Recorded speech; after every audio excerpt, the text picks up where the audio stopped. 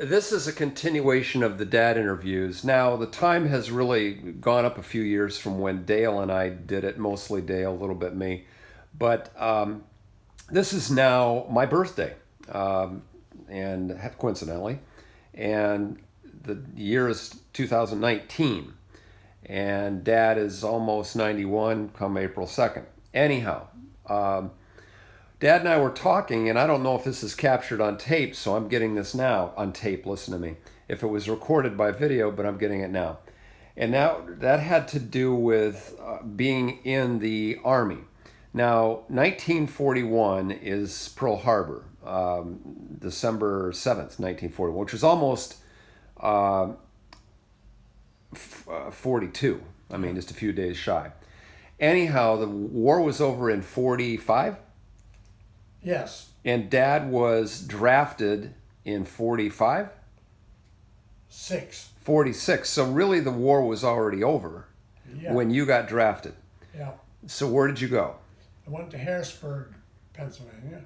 And describe what went on in Harrisburg. Well, we took the examination. It was mainly a physical, and then they could get some information about you, asking that, and I was examined by a doctor, and I was ashamed of telling anybody, and I never told anybody because I was ashamed of what I had. I had a undescended testicle in the right canal. That's what they called it, and they were afraid in the service I'd get hit there and cause some problems, so they didn't want me. They didn't want hardly anybody because the war was over, and I had I was older than my buddies back home, and they kidded me about being 4F, which means you're not fit to go in the Army, and so they kidded me about it and called me a 4Fer, and they says, we're going into the Navy, and we're going here in a month or so, and they all went to join the Navy, and a week or so they came back and they were rejected too. Oh. Because they didn't want them anyway. Well, they had flat feet or picking their nose. They didn't want them. So your brother was 2 years older than you, so he went into the Army or the Air Force? He went in the Army in a tank destroyer's outfit first. He wanted to be in the Air Force, but they got a bunch of men together, a whole slew of them, and they says, this half is going in the Air Force, this half is going in the Army. And he was one of them that went in the Army. And he finally ended up being ran a machine gun. Tail gunner? Well, no, not on an airplane, on the ground. Oh, wow. And they wanted to get those guys too, so he's lucky to be alive.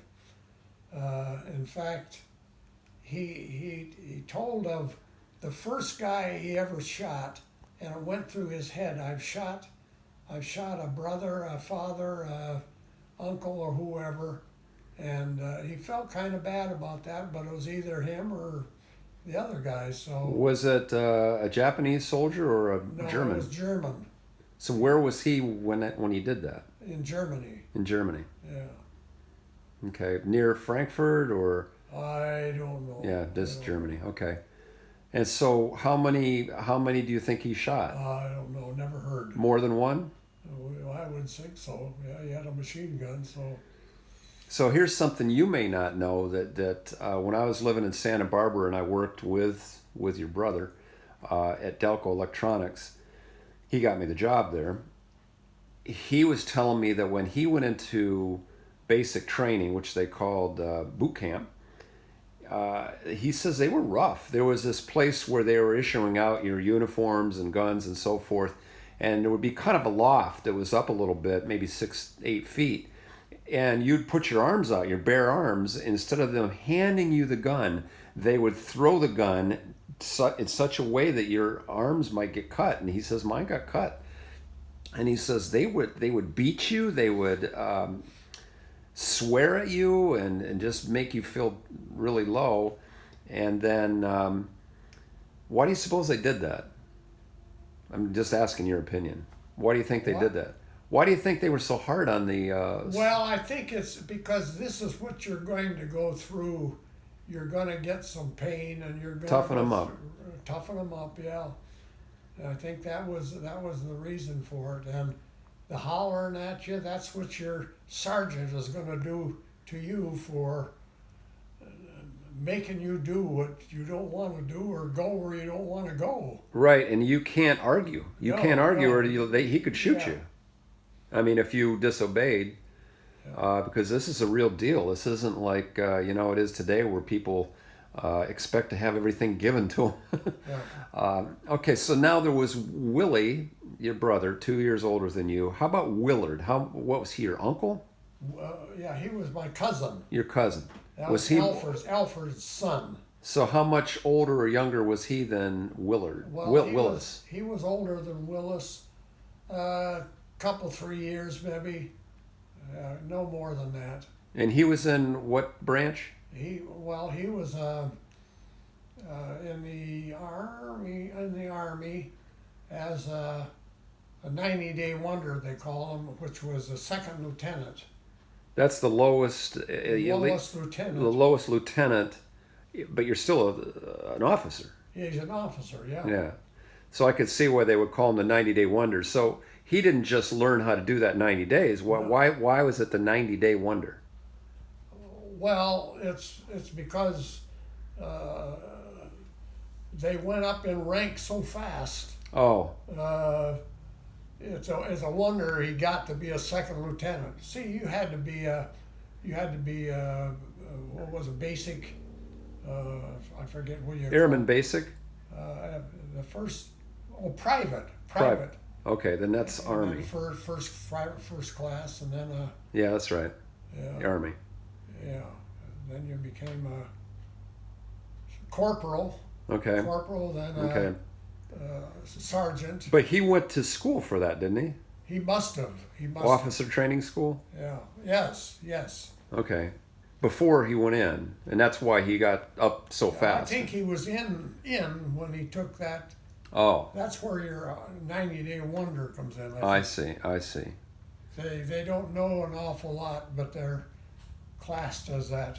Now, did he see action too? I don't think so. Where was he stationed, stateside, or Didn't have any information on him. did you know him very well? Oh yeah. He wasn't your favorite cousin. He was a good one. Yeah. He was probably my favorite. Your favorite uncle was Bert? Well, This is probably covered elsewhere in the series, but Uncle Bert was. See, I didn't know Bert. He lived in New York, so he didn't get back to Irvine very often. okay. And he had a son that was in the regimental band, and I don't think he saw any action either. But he made a career of it. And he married a homeliest woman, but she was Jewish, and she had money. I think that's why he married her. But she was homely. Even as a little kid, I thought, boy, you are homely. Worse than Celia? Oh yeah. Oh, that had to be bad. Yeah. That had to be bad then. Okay. Yeah. Wow. Actually, Celia was not a bad-looking woman, but she had The hair in her her hair. Yeah. on her face. Well, There's that. I don't know. You Yeah, mean she had like a mustache and little kind of beard hairs coming out. Oh well, that happens. They never take them off either. Oh man. Yeah. So I have a story for you that you may or may not know. You took me aside when I was a kid, and you shut the door to the room, and it was just you and I in there. And I know when Dad shuts the door, there's some serious stuff coming down. Yeah. So you said you had this testicular stuff going on when you were a kid, And you said if you ever notice it, one of your balls moves up, up in your stomach or something, let me know because that happened to me and it could happen to you. Do you remember telling me that story? No. Okay, well, here's the rest of the story on that. You and Mom went somewhere for a week. Yeah, you know the story? Well, for the home audience, this is a good one. I think they probably all know the story, but it's worth hearing again and seeing your reaction to it anyhow. Balls move. Yeah, well, yeah, so you're gone for a week. I'm staying with your mom. And you told me stories about when you would give Peppy an enema. And you'd say that you'd put that hose up that dog's rear end. Dad did. My Dad did. And you would see that dog's eyes light up. And he'd shoot across the room. Oh, it was outside. Oh, it's outside? Outside. Yeah, he took a run for it and was just shooting out of the back like man. a jet. Wow. So enemas were kind of popular back then? Oh, yeah. Yeah. Did you ever get one? Oh, yes. What, Verge, you're looking a little lame Yeah, today. don't Maybe. you feel good? I'll give you an enema. And they would do it with kind of a hot water bottle looking thing? Yeah. Yeah. It was. Wow. So, You hold it up and that'd drain right up your rear. oh, jeez. So here's the rest of the story. I'm staying with your mom, and she asked me if I had a bowel movement. What I heard was ball movement. And so I looked at her with all seriousness and said, no. I was thinking, you told me about that ball movement thing. No, I haven't had that happen. She says, will you let me know if it happens? And I'm thinking, these Munsons are really concerned about my balls moving. So now here's where the plot thickens a little bit, because the next day she asks me, have you had a ball movement today? And I thought, Grandma, you just asked me this yesterday. Why would you ask me the same question the next day? She was concerned, very concerned. I could see it on her face. And she says, well, I'm kind of surprised this hasn't happened to you yet. Okay. Day 3.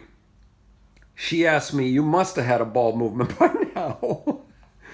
and I'll be right back. And she comes out with that hot water bottle looking thing and starts to ask me about this ball movement. I said, wait a minute. What exactly are you talking about here? She says, well, have you gone number 2? And I says, yeah, but what's that have to do with a ball movement? I never heard of the expression ball movement before. Yeah. So anyhow, that's for the cheap seats. I know you've all heard that story before. It actually is even funnier if you've had a few margaritas. And Barry, you can wink, wink on that when you know that. Anyhow, so I'm just sharing that little story. Anything else you want to add to anything we've talked about before I shut her down? That's pretty hard to beat. That's what she said. All right, so that's it for this one. Yeah.